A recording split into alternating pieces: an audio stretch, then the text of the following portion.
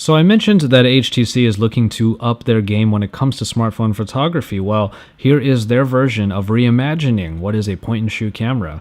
Hey, it's Josh Vergara from Android Authority. What's going on, everybody? And this is the HTC Re. Yes, it might look a little peculiar, but this is basically what HTC envisions now when it comes to point-and-shoot photography. And as a handheld peripheral, it should be able to get you some pictures in some very tight spaces and very easily. Right now, I have the Bluetooth that is available for pairing, and that is the way that it will connect to your smartphone. In our case, it was the Desire Eye. That button up top will allow you to take photos, but then also holding it down will allow you to take a video. Now, as far as the specs go, we're working with the CMOS sensor here at 16 megapixels, and it is actually an ultra wide angle lens at 146 degrees and an f2.8 aperture, which is pretty good for a lot of general purpose photography. As far as video goes, you will be able to do 1080p 30 frames per second video, but 720p 4x slow motion video will be available as well. Now, when it comes to the bottom portion of this device, we do have a 8GB micro SD card included already, but you can always put higher capacity cards in there to get even more photos and videos. And of course, there is the micro USB charging port that is also used for data transfer if you wish to get your files off of the Re that way.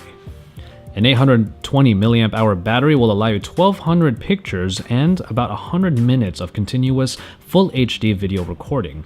And another nice feature about the Re is that it is all water and dust resistant.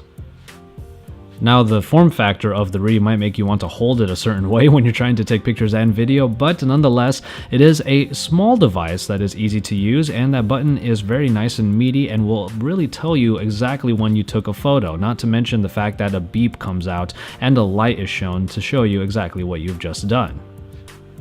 It is ridiculously easy to take some photos with the HTC Re, but from time to time you might be pressing that button and you don't realize that you've actually taken some photos or some video, which is perfectly fine. But as far as quality goes, it is really in the low light situations thus far that we've seen photos that we're not all that pleased with. But nonetheless, in good lighting, it does provide the same type of quality that you would expect from, let's say, a very high-end smartphone camera, especially with its 16 megapixels and its 1080p resolution video, which we are not allowed to show you yet. But nonetheless, we had some fun with the HTC Re, and we're looking forward to putting it through its real paces in our full review. And so there you have it for this first look at the interesting HTC Re.